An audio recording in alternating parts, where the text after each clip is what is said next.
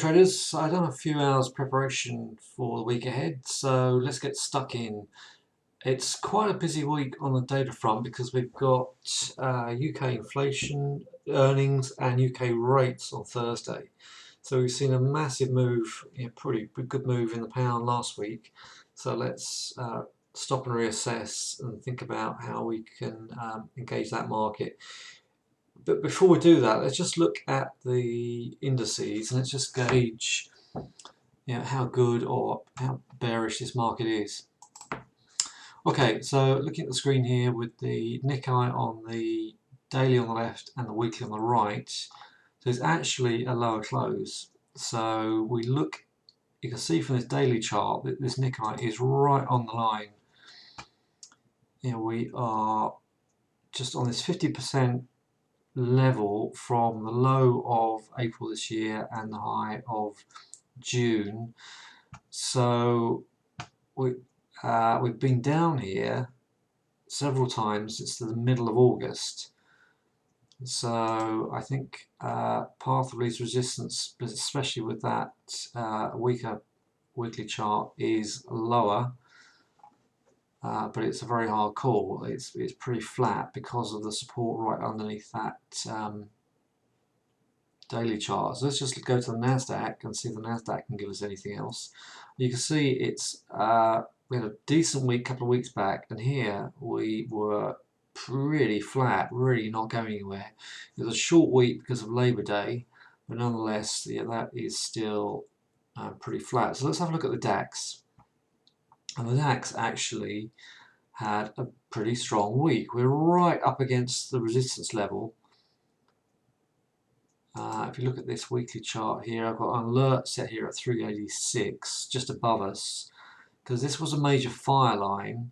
Once we broke down here in middle of July, this was an alert I set at that point because of the low of the 26th of June and this flat week on the 3rd of July. So we have it all to do. This indicator, stochastics, is just coming off the floor, just turning up, and is a higher close. So we dipped into a lower level than the whole of the summer and closed flat previous week and then closed higher last week. So I would suggest we look for 150 as a potential level of support. I'll go through this in more detail at Traders Round Table on Monday. I think my subject for Traders Round Table is going to be finding the best intra-week trade. So I'll obviously go into much more detail about the levels I'm looking for at that point, but that 150 level seems to, which would be, yes, the flat weekly chart was 160, 150, so that 150 level ties in with the aim of that one. So look at the FTSE as well, just to keep this rounded. Now the FTSE looks much more like the Nikkei, really struggling with 50% underneath us. And as I said, back to the Dow second. The Dow had a good couple of weeks, and we were absolutely flat last week. One of the main points is we're just sitting narrowly underneath the 50-day moving average. I don't like charts that can't close above the 50-day moving average, so that's going to be interesting to see how we start on Monday. Alright, let's go straight into the pound, because that had a fantastic week, and so we had a doji-like bar a couple of weeks ago, marginally higher close last week, and this push higher this week. Now we've got the prospect for greater inflation in the UK is quite high. Anybody who's got a car, and that's most of us, is having to pay more for fuel, and fuel is one aspect of inflation, but of course that filters right through into the inflation, because if transportation is more expensive, then food's going to be more expensive. If food's more expensive, then ultimately that affects the bottom line. So here we are with a nice close. We're right up against 277 is a major line in the sand. I think we're heading for 1366, which is the close of the Brexit bar last June. So let's then equate that to where we are at the moment in the daily, and I think you can draw that sort of line of support under there. So that which is in line with the bottom of this channel, and this channel was formed from the low in January and the low in March. So sitting high, I mean realistically, 118 is a possibility. We could drift in the first half of the week and then come into this line of support at 130.50 and then push higher. That's an ideal situation for me. Just let this market take a breather, come back. The reason why I would say that is because here, you had a good 3 days here, and then you spent 4 or 5 days moving sideways, coming back into this bar, and then you get the big push. So I think we've had 4 out of 5 days nice up here. I'm hoping we're going to drift lower and then into inflation and rates, potentially get back up to 134, 135, and like I said, in the weekly, to me it looks as if 136 is possible. Let's do a count, a wave count. 1, 2, 3, 4, 5. A deep retracement into this huge level of support, and then we've had 1, 2, 3. So 4 and 5 would line up with my initial drawings there.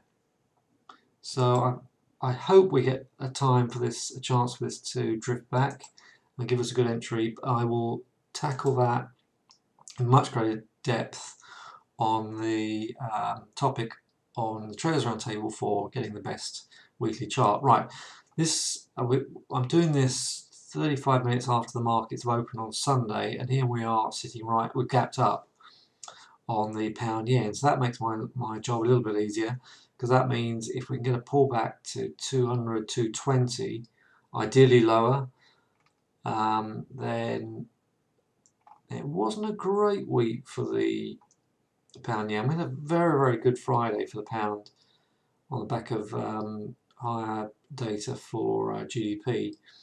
So plenty of time. I'll take my time, see if we can get a pullback in that one, and even elements like this CAD, pound CAD. We had a drastic drop on the CAD rates, and then we closed engulfed the previous day's bar on Friday. So I think a pullback into 950 could even see this pop back up. I think this is getting ready for a move higher. Look at the support down here. All we've done is retrace to this bar down here. For some reason my screen is just temporarily frozen. Okay, so that's looking good. I still think this pound Aussie, I think this is a brilliant chart. We're right at the top of this little funnel pattern. So any retracement into potentially as little as 300, 200 will be much nicer, could give us a shove up to some of these higher levels. I think this pound is looking very, very exciting. Euro, potential sell signal there, but I think a pullback to 950, a little lower, and I still think we are only in the first leg of this. Actually, we're much more further advanced than that. Let's have a look. So 1, 2, 3, 4, 5. 1, 2, 3. 1. I think we need a pullback in ideally 150. This 150 is massive now. There's the 150 level there. A pullback into this fib into 150, and then I think we can come and tackle. Actually, that's not 150 up there, is there? The pullback would be 117. So potentially 300 pip lower. More likely will be a retest of 750, and then ultimately I think we can get up to 125, 126. But yeah, let's just stick to the pound charts for now. Give ourselves less to do. Again, I like the EuroCAD. I like the EuroCAD at 145. Euro Aussie, nowhere near as good as the pound, but still good. Look at this 200. It's sitting there, it's holding it. So if this is a bullish consolidation, we need a dip to retest it before we can push back up. Gold. I think we need to pull back to last week's low again. So 1320 area I think is a potential buy for that one. I'll update you on Monday. Oil, we need a pullback to 45, potentially 45. Possibly, we may only see 47. A pullback to 47 is more realistic before we go back and test 50. Alright, so potentially really exciting markets. The pound's looking great. So I'll talk to you in more detail on Monday, and we'll also spend some time on stocks, and I'll look at the stocks that I think are great as well. Alright, thanks, and see you on Monday.